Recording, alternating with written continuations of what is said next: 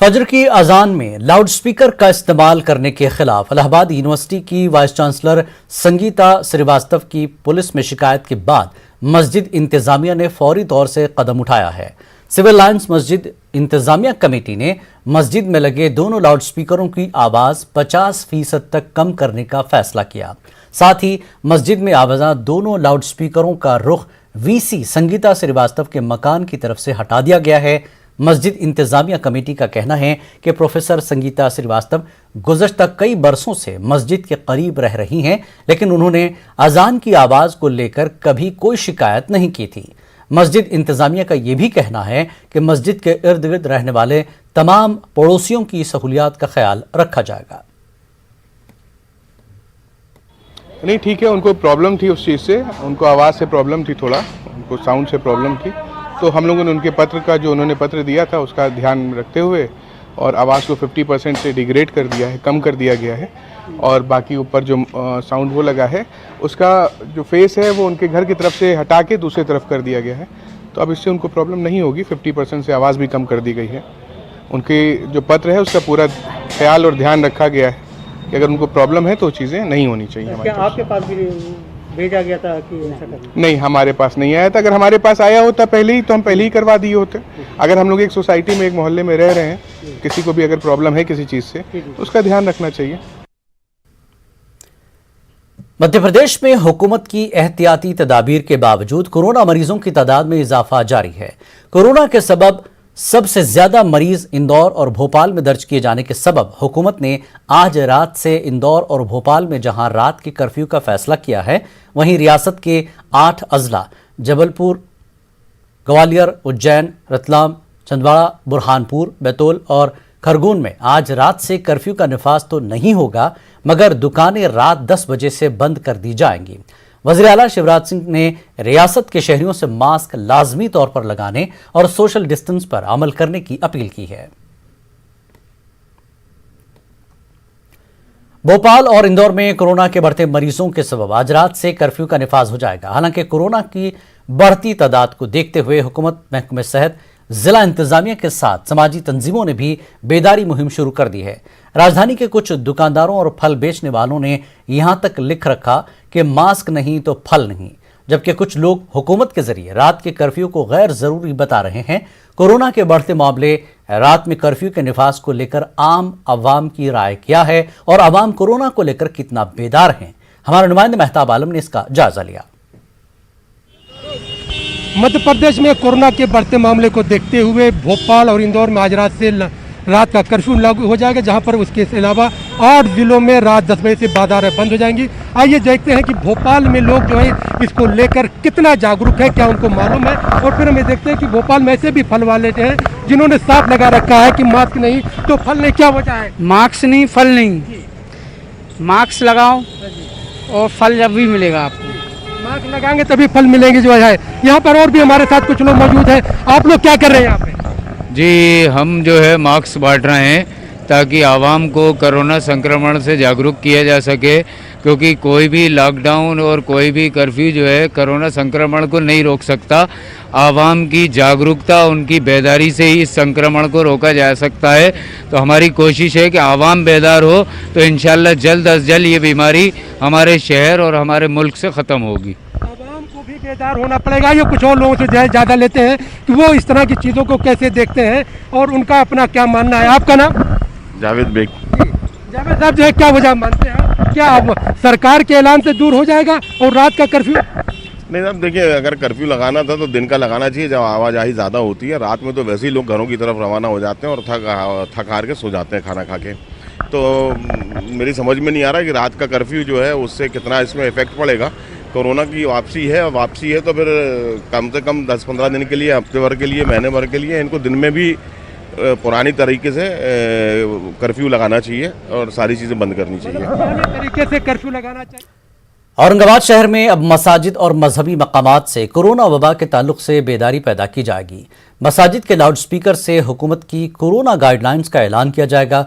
शहर के उलमा ने जिला कलेक्टर से मीटिंग के बाद यह फैसला किया। इस मीटिंग में शहर में कोरोना के मरीजों की तादाद में बेतहाशा इजाफे पर तशवीश का इजहार किया गया। पेश एक रिपोर्ट।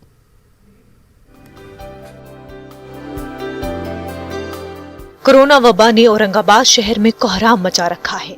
औरंगाबाद जिले में कोरोना के मरीजों की तादाद 60,000 से ज्यादा हो चुकी है। हर गुजरते दिन के साथ इस तादाद में 1,000 से ज्यादा मरीजों का इजाफा हो रहा है। हालात की संगीनी का अंदाजा इस बात से लगाया जा सकता है कि जिला इंतजामिया ने हालात पर काबू पाने के लिए मजहबी शख्सियात से मदद की अपील की है। इस सिलसिले में जिला कलेक्टर ऑफिस में कलेक्टर की क़यादत में एक मीटिंग हुई।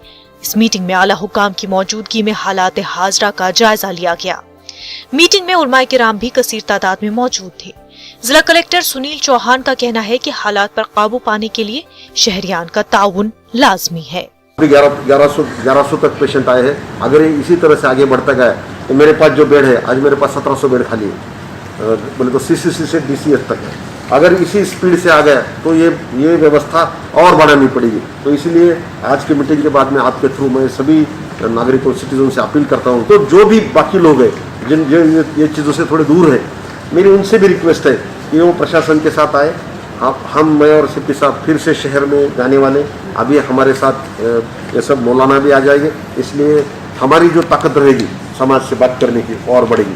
हमने ये कहा कि मसाजिद से 2 से 3 मरतबा लाउड स्पीकर में इस बात का ऐलान करें कि लोग मास्क की पाबंदी करें, सैनिटाइजर का इस्तेमाल करें, डिस्टेंस मेंटेन करें और ख़ास तौर से हमारे नौजवान गली कूचों में ना रहें, ज़्यादा रात तक ना घूमें। ये तो मस्जिद हो गई, लेकिन मंदिर है, गुरुद्वारे हैं, चर्च है और दीगर समाज के जो धार्मिक स्थल हैं, वो सारे के सारे लोग अपने अपने धार्मिक स्थल से लाउड स्पीकर से ऐलान करेंगे कि सैनिटाइजर का इस्तेमाल करें, डिस्टेंस मेंटेन करें और मास्क की खास तौर पर पाबंदी करें, अफवाहों पर ध्यान न दें। औरंगाबाद शहर में पिछले 2 हफ्तों से जुज़वी लॉकडाउन नाफिज है।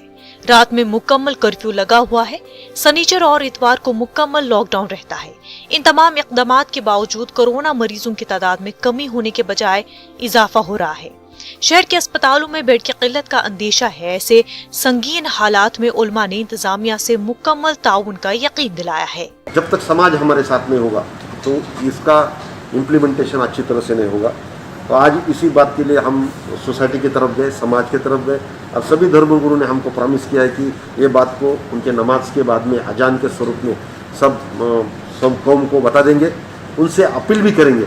तो बिल्कुल ये बहुत दुरुस्त बात है। और इसके बाद में ये भी है कि जो लोग रात में बाहर निकलते हैं, ये बिल्कुल गलत है। इसके लिए उन्होंने और भी कुछ बातें कही कि उनको समझाने का काम वो करेंगे। अगर नहीं समझेंगे तो बिल्कुल इस पे कानून सख्ती से बरतेगा, क्योंकि मेरे शहर को हम खराब नहीं होने देंगे। मसाजिद यानी वो मकाम जहाँ से अल्लाह की किब्रियाई बयान होती है, लेकिन अब इन्हीं मराकिज़ से कोरोना वबा के ताल्लुक़ से भी बेदारी पैदा की जाएंगी। न सिर्फ मसाजिद बल्कि तमाम मजहबी मकामात से आवाम को बेदार किया जाएगा कि वो कोरोना के ताल्लुक़ से हुकूमत की गाइडलाइंस पर अमल करें। औरंगाबाद में जिस तरह से वबा फैल रही है, उसकी संगीनी को देखते हुए ये कदम उठाया गया है। उम्मीद की जानी चाहिए कि आवाम भी इसमें ताउन करेगी। अजहरुद्दीन, न्यूज़ 18 उर्दू, औरंगाबाद। वक्त एक ब्रेक का, ब्रेक के बाद फिर लौटते हैं।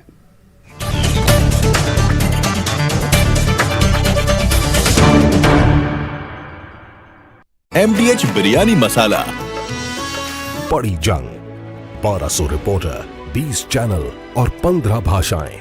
हम बाहर निकलते हैं ताकि आप घर पर रह सकें। 55 करोड़ दर्शकों के भरोसे का शुक्रिया। नेटवर्क 18 ग्रुप, भारत का सबसे बड़ा मीडिया नेटवर्क।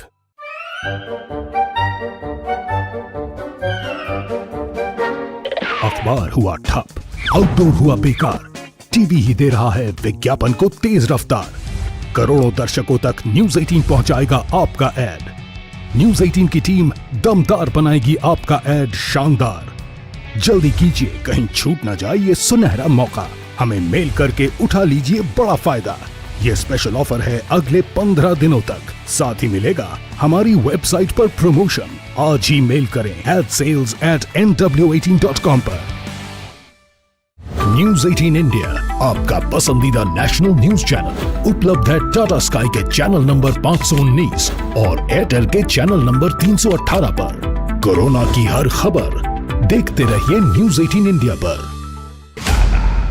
भैया राम राम नमस्कार। बात इंडिया में एक बार फिर आपका खैर मकदम है। नांदेड़ में कोरोना मुतासरा मरीजों की तादाद में दिन ब दिन गैर मामूली इजाफा देखने को मिल रहा है। जिला इंतजामिया की जानिब से जारी किए गए आदाद-ओ-शुमार के मुताबिक गुज़श्ता 24 घंटों में 500 से ज्यादा अफराद कोरोना से मुतासिर पाए गए, जबकि इलाज के दौरान एक शख्स की मौत भी हुई। वहीं दूसरी तरफ कोरोना से बचाव के लिए वैक्सीन देने का काम भी बड़े पैमाने पर जारी है। सरकारी अस्पतालों के अलावा निजी अस्पतालों में भी वैक्सीन देने का सिलसिला शुरू है। इसी सिलसिले में अपेक्षा अस्पताल में आज 104 साल बुजुर्ग खातून को टीका लगाया गया।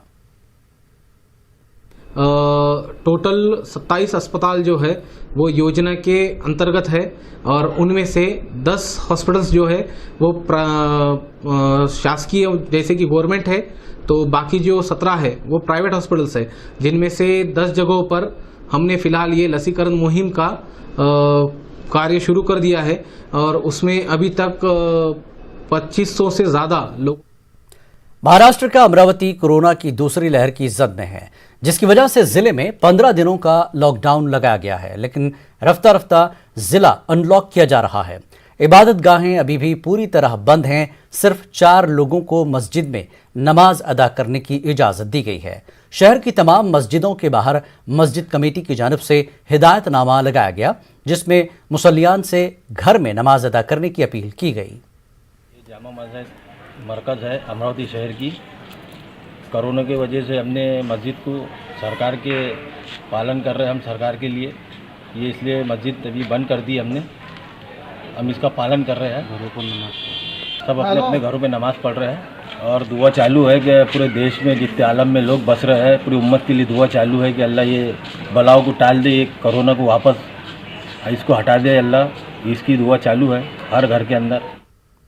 अलीगढ़ मुस्लिम यूनिवर्सिटी के स्कूलों से उर्दू सेक्शन को ख़त्म किए जाने के मुतनाज़ा खबर की AMU इंतज़ामिया ने सख्त अल्फाज में मजम्मत की है। इंतज़ामिया ने कहा कि AMU में किसी भी तरह से उर्दू के साथ कोई तफरीक नहीं बरती जाएगी। उर्दू के फ़रोग़ के लिए इदारा हमेशा से कोशा रहा है। AMU के तर्जुमान प्रोफेसर शाफिक क़िदवाई ने ये बात कही। उन्होंने इस तरह की खबरों की सख्त अल्फाज में तरदीद की। प्रोफेसर शाफिक क़िदवाई ने जोर देकर कहा कि गुज़श्ता 2 सालों के दौरान उर्दू सेक्शन की तादाद में इजाफा हुआ है।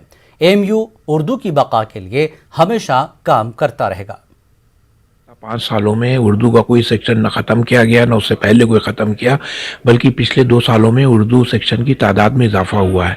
जैसे काजीपाड़ा में जो लड़कियों का स्कूल है उसमें एक नया सेक्शन उर्दू तालिबात के लिए शुरू किया गया। तो इस तरह की जो अफवाहें उड़ाई जा रही हैं वो मेरे ख्याल में बिल्कुल ठीक नहीं है। और आपको पता होगा पहले उर्दू के नंबर जो एलिमेंट्री उर्दू के नंबर भी जोड़े नहीं जाते थे। यूनिवर्सिटी ने गुज़श्ता कई साल पहले फैसला किया गया कि जो उर्दू के नंबर कंपलसरी उर्दू के जो नंबर वो भी जोड़े जाएंगे। तो उर्दू का जो उर्दू से मुतालिक जो गलतफहमियाँ फैलाई जा रही हैं बिल्कुल ठीक नहीं है। अलीगढ़ मुस्लिम यूनिवर्सिटी जो है उर्दू की बका व तरवीज के लिए बहुत कमर बस्ता है, कोशा है और उर्दू को हर मुमकिन फ़रोग़ करने की कोशिश की जाती है। आप देखते हो यूनिवर्सिटी के तमाम जो चीज़ें पब्लिकेशंस होती हैं उसमें उर्दू का भी ख़ास लिहाज रखा जाता है। कर्नाटक में नाफिज किए गए गौकशी पर पाबंदी के कानून के खिलाफ दलित और अक़लियती तंजीमों ने मिलकर तहरीक चलाने का ऐलान किया। बेंगलुरु में दलित और माइनॉरिटी सेना का अहम इजलास मुनक्किद हुआ। दलित लीडर अंजहानी कांशीराम को खराज अक़ीदत पेश किया गया। इस मौके पर जमीयतुल कुरैश और दीगर तंजीमों ने कहा कि रियासत में गौकशी पर पाबंदी का कानून नाफिज हुए 2 माह गुजर चुके हैं। इस कानून से किसान समेत कई तबकात के लिए रोजी रोटी का मसला पैदा हुआ है। एक जानिब बीफ एक्सपोर्ट किया जा रहा है, दूसरी तरफ मुल्क के ही बाशिंदों को बीफ खाने से रोका जा रहा है। इतने दिन से बैठी कुछ हल नहीं हो रहा है, तो तुम्हें बैठे तो भी हल नहीं होता। हल का मसला नहीं, कोशिश करे तो कामयाबी मिलती है। खाली घर में बैठ को कोशिश करती है तो कामयाबी नहीं मिलती। रोड पर आको मेहनत पढ़कर जो जितने संगठन इन्होंने इतने साल से वर्क कर रही, कई को आज भी वर्क कर रही। 350 जो है कम्युनिटी और जातें ऐसी है जो बीफी का काम करती है, ये सब की सब जो है तबाह और बर्बाद हो गई। और बीफ एक्सपोर्ट की बात करें तो बीफ एक्सपोर्ट में इंडिया जो है नंबर 2 का मुल्क है। बीफ ಆಗಲಿ ಅಥವಾ ಊಟ ಆಗಲಿ, ಊಟ ನಮ್ಮ ಹಕ್ಕು, ಯಾವುದೇ ಇದಾಗಲಿ ಊಟ ನಮ್ಮ ಹಕ್ಕು। मरकजी वजारत अक़लियती उमूर प्री मैट्रिक स्कॉलरशिप में बड़ी तब्दीली करने का मनसूबा बना रहा है। वजारत न सिर्फ स्कॉलरशिप की रकम में इजाफा करने का मंसूबा बना रहा है, बल्कि आमदनी की हद को भी बढ़ाने पर गौर कर रहा है। प्री मैट्रिक स्कॉलरशिप अक़लियती तबके के पहली जमात से 10वीं जमात तक के तलबा व तालिबात को दी जाती है। मंसूबे के तहत फिलहाल 1000 से लेकर 1 लाख तक की स्कॉलरशिप की गुंजाइश है। फिलहाल प्री मैट्रिक स्कॉलरशिप लेने के लिए 1 लाख आमदनी की हद की शर्त है। अब आमदनी की लिमिट को बढ़ाने पर गौर किया जा रहा है। हुकूमत की इस पहल की सताइश की जा रही है। हमने 100% डीबीटी के मोड्स पे किया है, जिससे कि बहुत बड़े पैमाने पे लीकेज भी ख़त्म हुआ है और बिचौलियों की भी भूमिका कम हुई है, बहुत ख़त्म हुई है एक तरह से। इसमें जो है वो इनकम की लिमिट बढ़ाने की बात है, स्कॉलरशिप की जो मनी है, पैसा है, उसको भी बढ़ाने की बात है, और भी कई रिफॉर्म किए जा रहे हैं जो आने वाले दिनों में आपको दिखाई पड़ेंगे। सर 1 लाख लिमिट और 2008 से लगभग चल रही है, चेंज हो जाएगी 1 लाख लिमिट। असल में कई जो केंद्र सरकार की और प्रदेश सरकारों की योजनाएं हैं उसमें 1 लाख लिमिट है, लेकिन अभी वक्त के हिसाब से देखते हुए प्रैक्टिकल नहीं लगता, इसलिए इस सिलसिले में हम कर रहे हैं। बहुत देर कर दी मेहरबान आते आते मिनिस्ट्री ऑफ माइनॉरिटी अफेयर्स का स्कॉलरशिप के लिए आमदनी की हद को बढ़ाने के फैसले का हम खैर मकदम करते हैं, लेकिन ये समझने की ज़रूरत है कि स्कॉलरशिप की मिनिमम इनकम क्राइटेरिया में आमदनी 1 लाख रुपए रिक्वायर्ड थी। अंदाज़ा लगाइए कितने लोग इस स्कॉलरशिप से महरूम रह गए होंगे, क्योंकि आज की तारीख में चपरासी की भी तनख्वाह 1 लाख रुपए सालाना से ज़्यादा है, लेकिन पिछले 7 साल से इस मिनिस्ट्री ने इसके बाबत कोई फैसला नहीं किया। लेकिन अभी मिनिस्टर ने हिंट दिया है, हम इसका खैर मकदम करते हैं, लेकिन साथ ही साथ ये मुतालबा करते हैं कि ये स्कॉलरशिप को डिमांड ड्रिवन बनाया जाए और इनकम क्राइटेरिया को और ज़्यादा से ज़्यादा बढ़ाया जाए। जिस तरह से SC ST के लिए 8 लाख और 6 लाख है, इसकी भी लिमिट वही की जाए, क्योंकि मुस्लिम माशरा हर तरह से बैकवर्ड है, चाहे एजुकेशन हो, चाहे उनका इकोनॉमिक कंडीशन हो, चाहे उनकी सोशल कंडीशन हो। तो अगर उस तबके को उठाना है और मुल्क की तरक्की के मुख्य धारा में लाना है, तो हमें इस स्कॉलरशिप को डिमांड ड्रिवन बनाना होगा। वजारत की स्कीमों में से अभी कोई भी स्कॉलरशिप स्कीम डिमांड ड्रिवन नहीं है, जिसका मतलब यह है कि जो उम्मीदवार स्कॉलरशिप के लिए अप्लाई करते हैं उनमें एक बड़ी तादाद स्कॉलरशिप से महरूम रह जाती है। अगर आमदनी की हद बढ़ाई जाएगी तो उम्मीदवारों की तादाद भी बढ़ेगी। उम्मीदवारों की तादाद बढ़ने पर वजारत को बजट एलोकेशन भी बढ़ाना होगा। कैमरामैन प्रहलाद के साथ खुरम शहजाद, न्यूज़ 18 दिल्ली। बंगाल में MIM के हौसले पस्त हो गए हैं। MIM के कारगुजार रियासती सदर जमीरुल हसन ने MIM का साथ छोड़ते हुए रियासत में सेकुलर जमातों के लीडरान को कामयाब बनाने की मुहिम में शामिल होने का ऐलान किया। जमीरुल हसन ने MIM की मौजूदा सूरत हाल के लिए पार्टी क़यादत को जिम्मेदार बताते हुए कहा कि पार्टी ने रियासती क़यादत पर न भरोसा किया और न ही संजीदा कोशिशें की। देखिए, मैं तो जिस घर में था उसकी बुराई करना नहीं चाहता। MIM पार्टी ठीक है, लेकिन MIM के जो ऊपर के जो लीडर्स हैं, पॉलिसी उनकी सही नहीं है। वो डिक्टेट करना चाहते हैं, जैसा कि आपने ऑडियो में देखा। तो डिक्टेशन नहीं होता। डेमोक्रेटिक पॉलिटिक्स में आप हमसे अच्छा से बिहेव कीजिए। हम लोग किसी के गुलाम नहीं है।